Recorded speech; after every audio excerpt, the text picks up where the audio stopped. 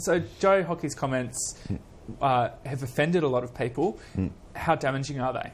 Look, I think they're fairly damaging. And the reason I say that is this.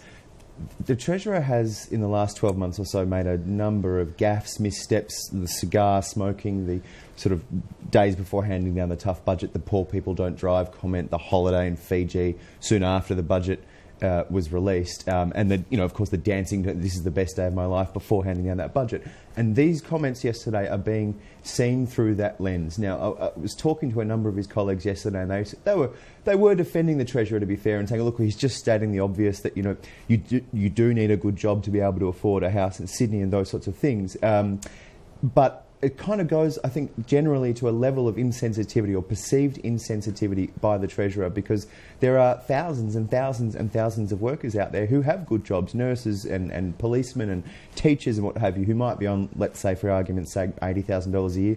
I think that's a pretty good job. I think that's a pretty good wage. And, as we read in the Herald today, buying a house in Sydney, there's something like 95% of the suburbs there they wouldn't be able to afford to buy in. And that's why those comments, Mr Hockey's comments, have been received so poorly. Is there a mood within the party room to replace him or to give someone else a go or to rein him in? There are people in the party room who believe that Malcolm Turnbull would do a much better job. There are people who believe that Scott Morrison would do a much better job. And certainly Morrison, before the budget, almost assumed the job of chief economic salesman. There were a lot of big spending and saving measures in his portfolio, and so he was out there very capably explaining them to the Australian people.